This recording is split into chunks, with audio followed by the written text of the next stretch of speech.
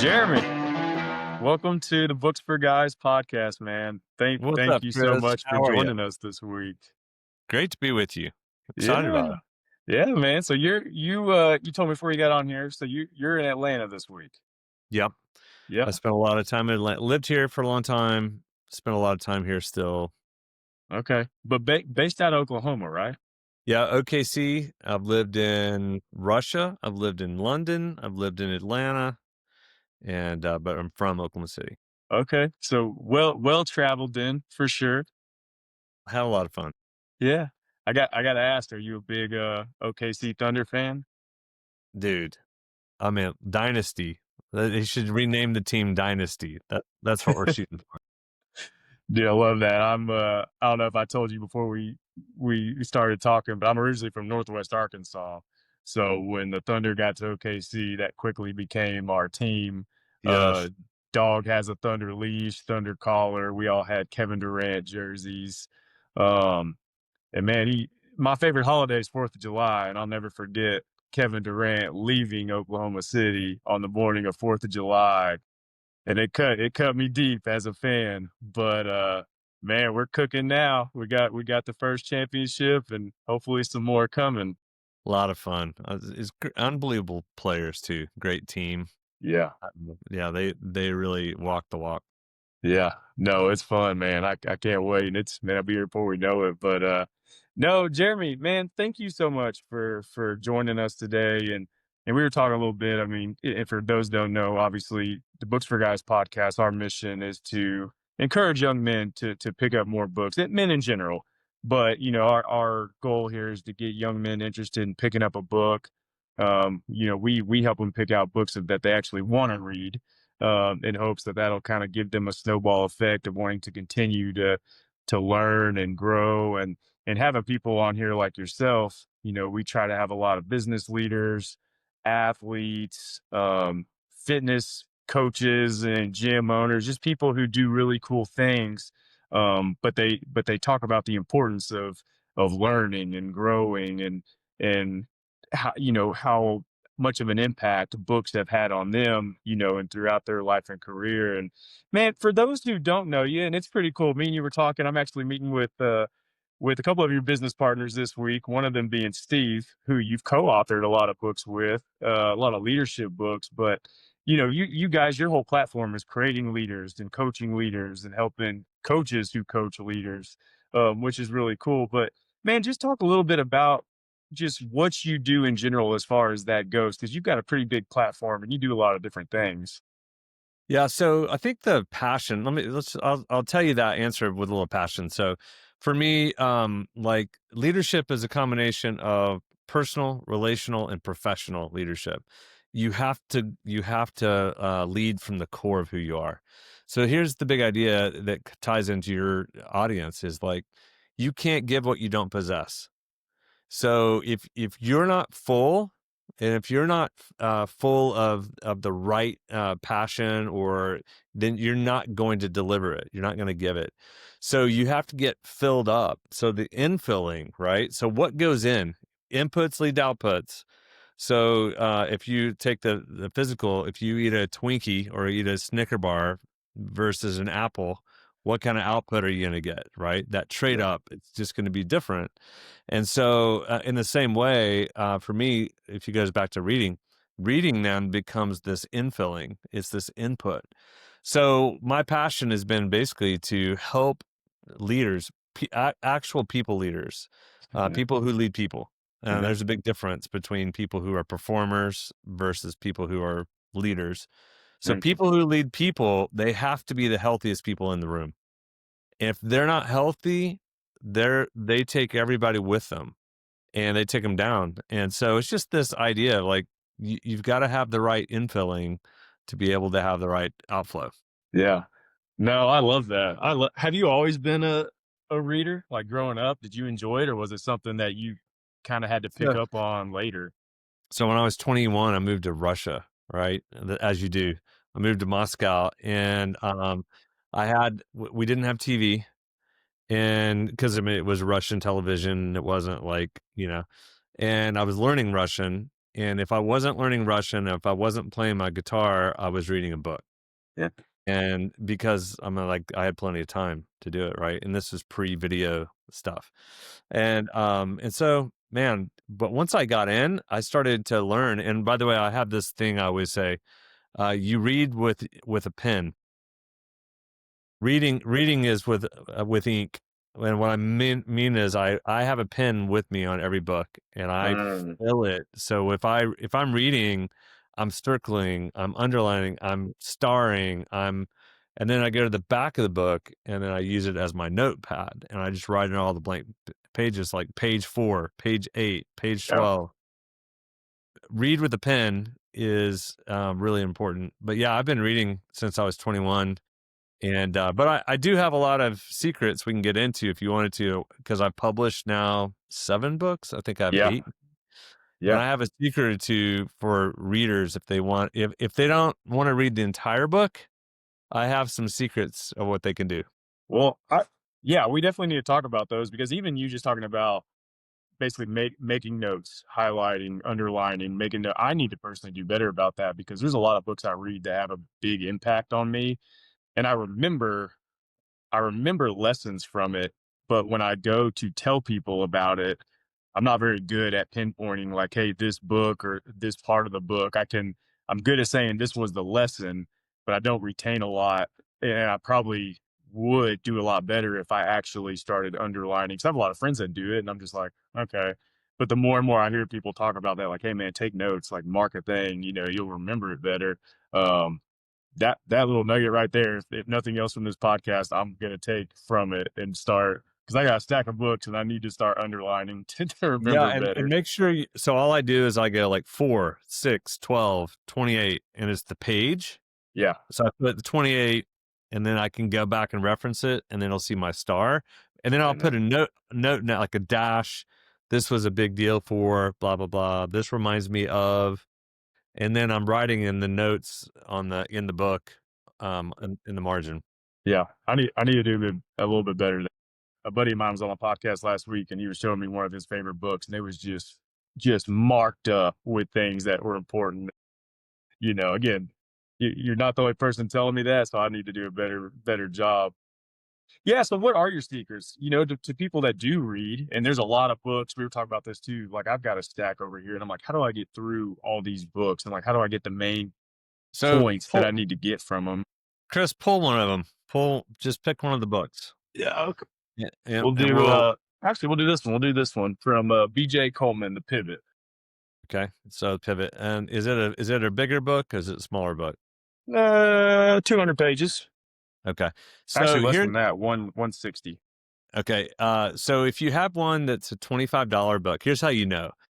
It's a little bit of a racket in the publishing world. Okay. So a $25 book is going to be about 40 to 50,000 words. If it's above 25, it goes into 30, it's going to be 60,000 words or above. And what they traditionally do is they're trying to get enough words written to sell that price point of 25 bucks. How much Uh, is that? How much is that book? Does it say on the back? You might have to get uh, yeah, it it, should. it 30 might be bucks, 29.99. okay. Wow. Yeah, it's going for it. So let's say it's 40, that's 40,000 words. Well, in that, go It's a to the Forbes book. That may explain it. oh yeah, that's what it is. It's a Forbes book. But if you go to that book and open up the outline, then in the outline you're going to have what 8, 9, 10, 11 chapters somewhere in there. 7 to 11 chapters, okay? So here's the secret. If you're like, "Man, I don't know if I want to read the entire book. It's not totally enthralling me." Read the intro and go, "Does the intro get me or not? Is it hooking me?" Then the hook of the book is chapter 3 or chapter 4, typically. Everything is anchored around chapter 3 or chapter 4. So the chapter 1 and 2 are the build up to 3 and 4. So 3 and 4 is where the crux of it. Then after 4, it's explaining all the detail based on what they said in 3 and 4. Uh, So if you read the intro and you read chapter 3 and chapter 4 and you are like, "Oh my gosh, this is so good. I want more." Read the whole book. yeah. if you're like, hey, I read 3 and 4, I think I got the gist of it, and I skim read the rest of the book because there are too many books, and so you have to get the general idea of it. Yeah. So if I have a book that I'm like, you know, I don't just because books have pressure with them. You feel like you have to finish. I'm like, no, you don't. You're trying to get the concept. The concept is in there. Figure out the concept, and then if you want to go deeper on it, then read the entire thing. But I read popcorn. I read like sometimes I'll go to chapter 4, then chapter 12, then back to chapter Yeah. 3 because I'm trying to play with the concept. Yeah. Man, no, that's I've done that. Like I've read a book and I've gotten to where I'm super excited and then I finish it. I'm like, well, the last half of the book was just explaining everything I was excited about earlier in the book. I didn't really get much new from it or anything that's really beneficial to me here. Um, so as you're I saying will that, I'm like, yeah, it happens a lot. I will say though, Chris, Steve and I, when I write books, but when we write them, I mean, I'm the one typing and writing. We write them together. We co-author. But whenever I'm writing, we made a commitment to we want to be all the way through. Like, and I say all that to go. There are certain authors that there's meat in every chapter. There's something new along the way, Yeah. and that's kind of what I've done. And my next book that comes out, it's very logical. It comes Hmm. out in October, and it's kind of like, okay, if you made it to this stage, then here's the next, and it's like a roadmap, and so Yeah. it's very cool. Yeah. And I can see where that's a little bit different too when you're trying to make certain points the way that you guys are in a way of like teaching and coaching others. Um, and you guys have done this before. You guys have written, I don't how many did you say 7? I've got them pulled up here, 6 or 7 here. And you're hitting a certain tune and a certain lesson in each of these. Um, so that's good to know. Like your basically your books, I need to read from start to finish. They are because you like for instance, if you want to understand the 5 voices, well, you need to know you need to understand the personality. You got to read the The whole nurturer, thing. the Yeah. connector, the guardian. You got to read all of them, Yeah. every chapter because you need to know them. So it's different. I'm not saying all books are that way, but for the majority of them, that's how they're set up. Yeah. Yeah. Well, 2 questions for you. So I'm gonna kind of piggyback off this. The first one, I'm kind of going back though, to reading, but like what led you to move to Russia at the age of 21 years old? I had a professor, and he was like, if you want to change the world, let's use business as a platform for good. And the walls had just Soviet Union had just crumbled and fallen, and so we kind of entrepreneurialism moved over. We started a private school. We started a marketing company. We started an accounting training business. We helped launch Young Life over there. We did just a bunch of things, and it's still the largest private school in Russia, Wow. which is kind of crazy. Wow. Well, that kind of leads into my second question because it sounds like you've always had a sense of direction to have an impact on people and to do some big things and create change and whatnot. During this time, when did you decide about writing a book? Did you think you would ever write a book? Would that did you think that would be a part of your mission and what you do in your career? So, so if you any guys listening to this, the guys that are, I want to encourage you. I had mentors always that were 10 years older than me. Some were 20. What I've found though is that if you get a mentor 10 years older than you, they remember the last 10 years. If you get a 20, 30-year old, they don't remember what it's like. So so I always had mentors, and I always wrote in my journal, and that happened for my grandmother, and she inspired me to write. We went to Europe together when I was in high school. She took me on a trip, and I had a journal, and I started writing, and she was showing me her writings and things she did, Yeah. and that just inspired me. So that was inspiration, and then I had this negative encounter in Russia by one colleague, and he was like, you're not. Let me write. We were writing emails back to. He goes, you're not that strong of a writer. Let me write, and it was actually like the fuel of like, say what? Yeah. And it was probably ego and all that for a while of like, I'm going to show you. Yeah. And yeah, over time, it was actually really helpful. And then in 2008, I started just, you know, first when blogs first came out, I started blogging probably 3 or 4 times a week, getting used to it and getting rhythm. And then people were really connecting with it and what I had to say. And so then I started writing. So in 2011, I had LeaderCast was one of my brands, companies I owned and had built. And so I had the Catalyst conference, we had LeaderCast. So I wrote a book called Leadership is Dead. And it was all about my mafia stories and my Russia encounters. Yeah. It took off, became a bestseller, Wall Street Journal bestseller. And I'm like, man, that was easy. And then it's been, ever since just putting another one out. Yeah. So as you get ideas and you continue just to build on what you learn and teach, it's become a lot easier for you then to want to put something together to continue your material that you provide to others. Yeah, but see, I think in terms of an idea, a concept becomes content. It's like, ooh, there's an idea. Like I'm working on an idea right now that's so good, but it's like a power book. It Hmm. doesn't need to be a big, but it's a really, really good approach and a good idea. And I'm like, well, what does it want to be? Does it need to be a book, or is it a video, or is it a product, or is it a white paper? It doesn't always have to be a book. In fact, I would tell a lot of writers, I get a lot of writers, hey, can I ask, you've written 7 books, now 8. Can you show me and tell me, walk me through it? And the first question, I'm like, why do you want to write? And what are you writing? And I'll oftentimes go, this has been said 24,000 times the same way. Hmm. You've got to know yourself. You've got to lead yourself. I'm like, yeah, it's been said Yeah. 24,000 ways. You've got to be original. You've got to be unique, a different metaphor. And if you don't have a different metaphor, then, it's kind of a waste of everybody's time. And so I really push people to go, are you sure you want to write? And a lot of people want to write because they want it to be a business card or they want to sell things Yeah. and they want to look impressive and have credentials. I'm like, okay, well, that's a motive. You can, Yeah. but make it bigger than that. Yeah.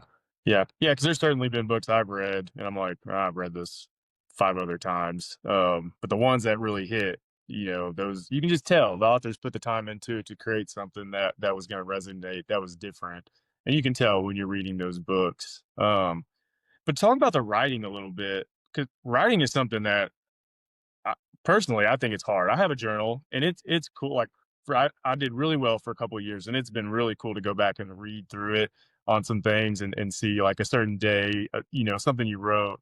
And so I think that's really cool that you said your grandma, right, was who influenced you to start writing.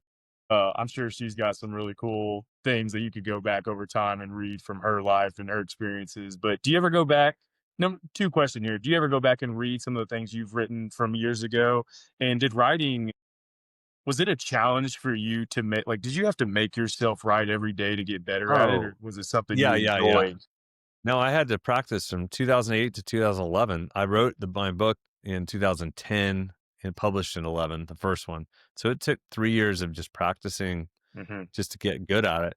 And then it was hard, the first book. Then I got into a rhythm of it. And then I started writing. I wrote one book in 18 days, The Peace Index, because it's just in my head. It's like it's one of my favorite books, and I wrote it so quickly. So for me, it's all framing. So if you think about a writing process, you have an outline. What am I mhm, trying to say? What's the flow? What am I trying to lead to? Where's the pain? What's the crescendo? How do I explain it? Kind of like I was talking about. And then inside each chapter, the way that I work is I basically have this thing like I call them buoys. Swim to the buoy. If I mhm, said you're gonna swim for 3 miles, do you see the end? You're like, no, I don't see where. mm, I go, no, no, swim to the buoy, then to the next buoy, then to the next buoy.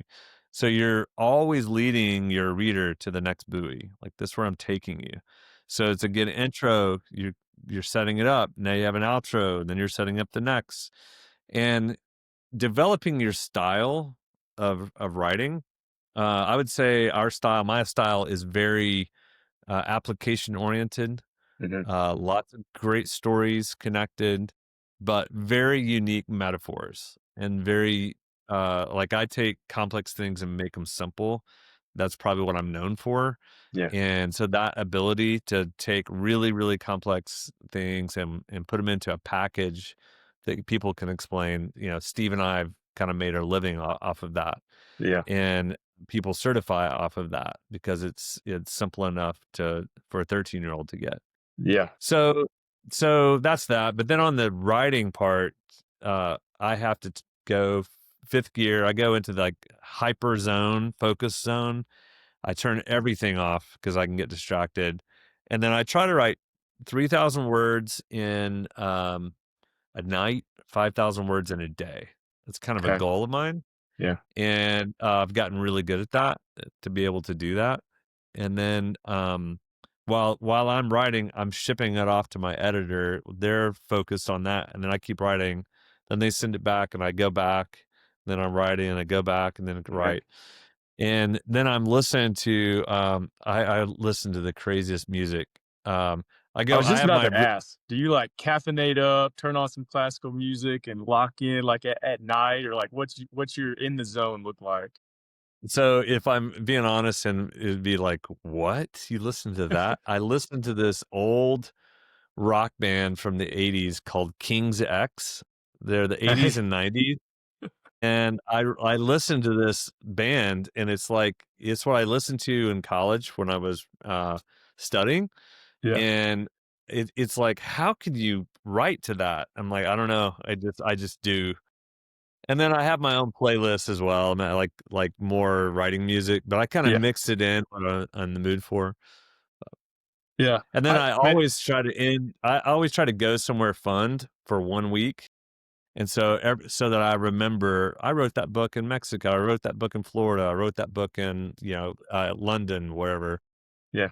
Dude, that's awesome. And honestly, it resonates and kind of makes me laugh because a little bit different. So I played football in college and whatnot, but people have pregame music, to get you going. And everyone used to laugh at me because I would be playing Taylor Swift and Miley Cyrus. And I don't know why. It just kind of calmed me down. I would kind of get in just this kind of, flow of happy, excited to go play. And people would just be like, dude, what are you listening to? I'm like, hey, it works for me. It works for me. It Okay. works for me. That's right. If that's what it That's it. takes to accomplish what you're trying to accomplish, hey, that works. But definitely the rock music would definitely not be something I would think about how you No, could zone in for writing. But hey, that's awesome. funny. uh, that's cool. Do you with having a family and so much like that you are involved in? So you're running businesses, you're writing books. What's that like? So you said like when you're writing a book, your last week you go off and say do you go off by yourself? Is it a family? Like what do you Yeah, no. as just like So, your personal zone to get things done? How does that well, work?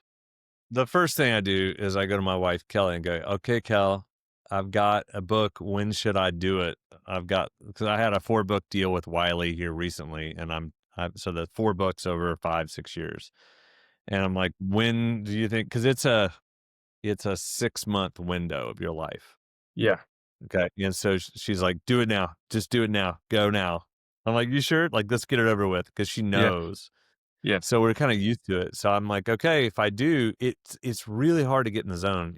For me, it takes me a long time to go, okay, well, how did I do that again? And I have to Yeah. go back and remember by looking at my old files. And I keep a file I keep communication code, piece index, 100x leader, 5 gears. I keep a file on my desktop, and that's where everything goes. And then I use Google Docs, and then I kind of go through and using Yeah. Google Docs Grammarly. I use AI for stories and finding stories. It's just Yeah. faster than Google. And anyway, all that said is my wife is very patient with me. I put windows of time. I call them fifth gear. That's one of our the 5 gears is one of our books, but fifth gear means focus mode. So I put fifth gear time blocks, and I put them all the way through when the book is done, and I go, okay, 3,000, 3,000, 3,000, 5,000, 5,000, 3,000, and I add up how many, and I need about 60,000 words to on my calendar to get 40,000 done. So I time block it way ahead Yeah. so that I know that I'm not getting stressed, that I know Yeah. I can get it done by the deadline. Yeah. And then I have a deadline. I make the Wiley give me a deadline, and so that's what I have to hit for a release date, right? Yeah. And then I go on a trip somewhere in there. And Yeah. then usually I take my wife. She gets to enjoy the beach. She has a business too, but she uses it as a vacation, and then I use it as someone's, companionship while I'm just in the zone. In the zone. We did Crested Butte, Colorado this year, and I was just in it. And then we skied one day, Yeah. so that's kind of how we did it. Yeah. That's cool. Yeah, and I love that because my wife and I are similar. Like we have so much we want to accomplish, and even with like Books for Guys now, like there's so much things to do, and I'm like, and then talking to people like yourself, you're doing even more than us. I'm like, how do people balance this out, and how do people get this done? With just and like you said, I'm like you. There's so many distractions just to get set up, and just there's just so many little things that take your attention. A text comes through, a friend calls, mom or dad reach out. You're just like, okay, dog needs to go out. You got to find that place of zone and focus, which I'm always curious how people get into that with how much is going on in their lives. It's hard. Yeah, it's Yeah, really hard. it's hard. Yeah, that's the simplest thing you can say. Just hard. Well, last question for you, Jeremy. As I ask everyone this, you're a reader, you teach, but what are some books that have had an impact on you personally, and what's maybe a book or two that you would recommend to others that just again you've enjoyed, it's made an impact on you, and you think others would like? And are these young guys, or are they? Anyone. Yeah, anyone. What's cool is I have leaders that reach out asking for book recommendations, young guys who are, trying to figure out if they want to start businesses, but just something personal to you that's meant a lot. Maybe you've read it more than once because it meant so much to you. Well, I mean, my bias is from our books. If you wanted to have a cool experience, The Peace Index is such a great book. Okay, so Okay. that's one that I would highly recommend. That Conquer chaos and find fulfillment. Yeah, and Yeah. it's really really interesting. But as far as other books, here's what I'd tell you. My problem is I have like 25. Yeah. Like I just finished From Strength to Strength, but it's for older guys, and Okay. it was really really good with Arthur Brooks. But I would say a biography. Love Reading a biographies. biography, it I learn I probably learn twice as much from a biography than I do from a nonfiction book. Hmm. And so I'm reading the life and times of Dwight Eisenhower right now. I'm Okay. like, "Oh my gosh." President in the '50s, World War II. But what I'm learning from him from this book is gold. And I'm like, and it's original too. It's like no one's talking about this, but this is unbelievable. I'm learning about infrastructure right now. I never thought I would geek out on infrastructure, but it's like so interesting. And it's so biographies, they are easy. They're more interesting to read than nonfiction books, but they're not fiction. They're easier to read, but you learn a lot from them. Yeah. Now I'm a big biography fan. Yeah, I was talking to someone about this the other day, whether it be sports or of a leader or something. We see these people sometimes being so successful, you don't realize like everything they've gone through to get there. No journey is easy for anyone, but you just don't realize again until you read and learn about somebody, just the setbacks they've had. Even one that I recommend that's easy for a lot of like guys that just don't read a ton, but like Shoe Dog about Nike, because everyone likes, Nike in that story, but it's like how close Nike was to not even being a company. Like they almost died. But look at it now. It's, one of the biggest brands in the world. And Phil Knight, just kind of what he did that's one of my favorite stories. And there's so many, but yeah, I'm right there with you. Biographies. That's my favorite book probably because of just how much you learn about people and just kind of as you're trying to advance yourself in life, like what they went through, and you're like, okay, what they went through was way worse than anything I've gone through. I can definitely accomplish what I want if they did. Totally. But Yeah. yeah, That's well, man, Jeremy, again, thank you so much for taking the time. Because again, we're just it's so cool to have individuals like you on here and just to see like, all the cool things that you're accomplishing and the books you're writing and just again one of our messages is readers leaders are readers. If you want to get to a certain place, you've got to continue learning and educating yourself and just I'm glad you talked about how to read through books maybe a little bit faster. Just get a nugget and apply that to your life. And as you continue to grow, man, you do that over 10, 20, 30 books.